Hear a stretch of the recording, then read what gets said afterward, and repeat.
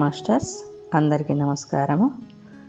ముందుగా బ్రహ్మర్షి పితామహ దంపతులకు నమస్సుమాంజలులు. మనము ఈరోజు ఆనాపానసతి ధ్యానం చేసే పద్ధతి గురించి తెలుసుకుందాం. దీనిని 2500 సంవత్సరాల క్రితం బుద్ధుడు తీసుకొచ్చాడు.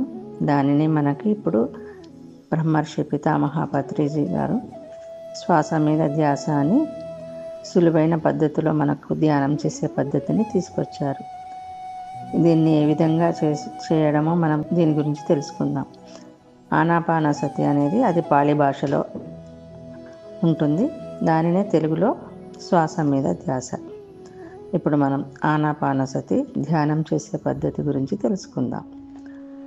సుఖాసనంలో హాయిగా కూర్చుని చేతులు రెండూ కలిపి కళ్ళు రెండూ మూసుకుని ప్రకృతి సహజంగా జరుగుతున్న ఉచ్ఛ్వాస నిశ్వాసలనే ఏకధారగా గమనిస్తూ ఉండాలి. ఏ దేవతా రూపాన్ని, ఏ గురు రూపాన్ని ప్రత్యేకంగా ఊహించుకోరాదు. ఏ దైవనామస్మరణ ఉండరాదు. మామూలుగా జరుగుతున్న ఉచ్ఛ్వాస నిశ్వాసలనే ఆహ్లాదంగా గమనిస్తూ ఉండాలి. మధ్య మధ్యలో అనేక ఆలోచనలు వస్తున్నా వాటిని ఎప్పటికప్పుడు కట్ చేస్తూ మళ్ళీ శ్వాస మీదకే ధ్యాసను మరల్చుతూ ఉంటే క్రమక్రమంగా ఆలోచనారహిత స్థితి కలుగుతుంది. మనస్సు నిర్విషయం, పరిశూన్యం అయిపోతుంది. ఇదే ధ్యాన పద్ధతి. ఈ విధమైన ఆలోచనారహిత స్థితిలో కలిగే అనేక శారీరక, నాడీ మండల, ఆత్మానుభవాలను శ్రద్ధగా గమనిస్తూ ఉండాలి.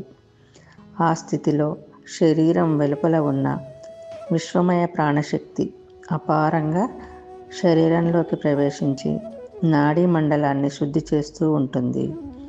మరి ఎవరి వయస్సు ఎంత ఉంటుందో కనీసం అన్ని నిమిషాలు తప్పనిసరిగా రోజుకి 2 సార్లుగా ధ్యానం చేయాలి. ఈ విధంగా ప్రతిరోజు నియమబద్ధంగా ధ్యాన అభ్యాసాన్ని అలవాటు చేసుకోవాలి. ఇదే శ్వాస మీద ధ్యాస. ఓకే మాస్టర్స్, ఈరోజు ఇంతటితో ముగించుకుందాం.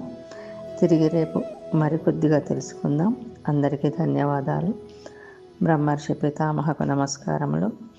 మనమందరము ధ్యానము, స్వాధ్యాయము, సజ్జన సాంగత్యము, శాకాహారము పాటిద్దాం, స్ప్రెడ్ చేద్దాం.